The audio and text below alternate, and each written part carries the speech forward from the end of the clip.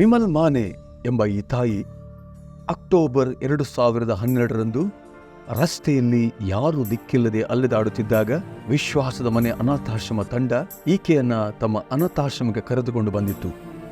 ಎಷ್ಟೋ ದಿನಗಳಿಂದ ಸ್ನಾನ ಮಾಡದೆ ತಲೆ ಕೂದಲು ಜಡೆಗಟ್ಟಿದ್ದವು, ಮೈಮೇಲಿದ್ದ ಬಟ್ಟೆ ದುರ್ನಾತ ಬೇರುತ್ತಿದ್ದವು. ವಿಶ್ವಾಸದ ಮನೆ ಆಶ್ರಮದ ಸಿಬ್ಬಂದಿ ಅವನ್ನೆಲ್ಲ ತೆಗೆದು ಈಕೆಯನ್ನ ಸ್ನಾನ ಮಾಡಿಸಿ ಶುಚಿಗೊಳಿಸಿ ಪ್ರಾಥಮಿಕ ಚಿಕಿತ್ಸೆ ನೀಡಿ ಉಪಚರಿಸಿದ್ದರು. ಆದರೆ ಈಕೆಯ ಭಾಷೆ ಅರ್ಥವಾಗದ್ದರಿಂದ ವಿಳಾಸ ಪತ್ತೆ ಕಷ್ಟವಾಗಿತ್ತು. ಹೀಗೆ ದಿನಗಳು ಉಳಿದವು. ವಿಮಲ ಈ ಆಶ್ರಮದಲ್ಲಿ ಸಾಮಾನ್ಯರಂತೆ ಎಲ್ಲ ಕೆಲಸ ಕಾರ್ಯಗಳನ್ನು ಮಾಡುತ್ತಾ ನಗುನಗುತ್ತಾ ಜೀವಿಸುತ್ತಿದ್ದಳು. ಕಳೆದ 12 ವರ್ಷಗಳ ಹಿಂದೆ ನಮಗೆ ರಸ್ತೆಯಲ್ಲಿ ಸಿಕ್ಕಿದ್ರು ಕಟ್ಪಾಡಿ ಪೇಟೆಯಲ್ಲಿ. 12 ವರ್ಷಗಳ ಹಿಂದೆ ನಾವು ತುಂಬ ಅವರಿಗೋಸ್ಕರ ಅವರ ವಿಳಾಸ ಪತ್ತೆ ತುಂಬ ನಾವು ಪ್ರಯತ್ನ ಮಾಡಿದ್ವಿ.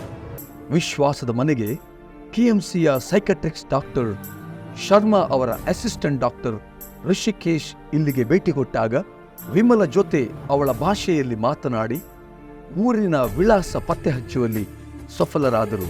ಆ ಊರಿನ ಪೊಲೀಸ್ ಸ್ಟೇಷನ್ಗೆ ಕರೆ ಮಾಡಿ ಈ ವಿಚಾರ ತಿಳಿಸಿದರು.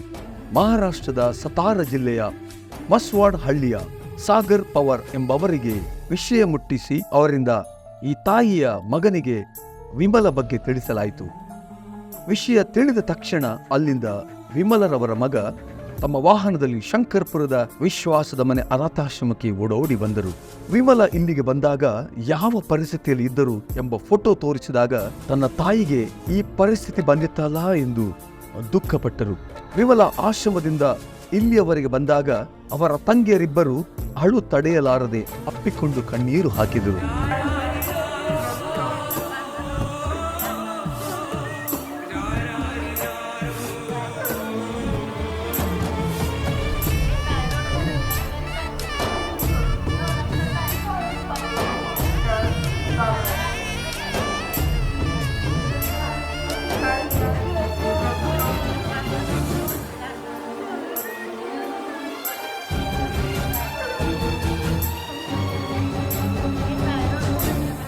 ಈ ತಾಯಿಯ ಮಗ ತನ್ನ ತಾಯಿಯನ್ನ ಬಿಗಿದಪ್ಪಿಕೊಳ್ಳೋ ಎಂದು ಅಳುವಾಗ ಅಲ್ಲಿದ್ದವರ ಕಣ್ಣೆಲ್ಲ ತೇವವಾಗಿತ್ತು.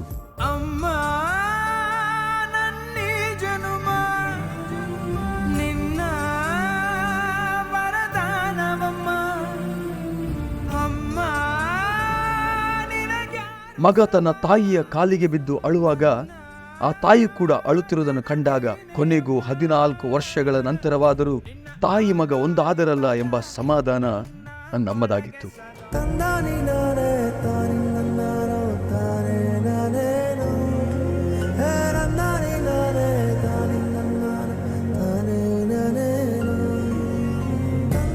ಎರಡು 2010ರಲ್ಲಿ ರಾತ್ರಿ ಮಲಗಿದ್ದ ಸಮಯದಲ್ಲಿ ವಿಮಲ ಅವರು ತಮ್ಮ ಮನೆಯಿಂದ ಹೊರಹೋಗಿದ್ದರು.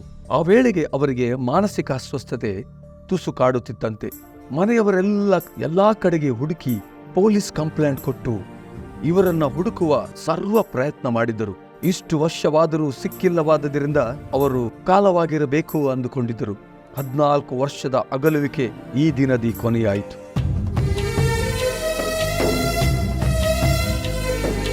ವಿಮಲಾ ಅವರ ಗಂಡ ಇನ್ನೂ ಬದುಕಿದ್ದು ಅವರಿಗೆ 3 ಜನ ಮಕ್ಕಳಿದ್ದಾರೆ. 2 ಮಗ, 1 ಮಗಳು. ತಾಯಿ ಇಲ್ಲದೆ ಕೊರಗಿದ್ದವರಿಗೆ ತಮ್ಮ ತಾಯಿ ಸಿಕ್ಕಿದ ಖುಷಿ ಮುಗಿಲು ಮುಟ್ಟಿತ್ತು. ತನ್ನ ಒಡ ಹುಟ್ಟಿದವಳು ಸಿಕ್ಕ ಸಂತಸ ಆ 2 ತಂಗಿಯರಲ್ಲಿ ಮೆರೆದಾಡಿತ್ತು. ಇವೆಲ್ಲ ನೋಡಿದ ನಮಗೆ ಅದೇನೋ ಸಂತೃಪ್ತ ಭಾವ.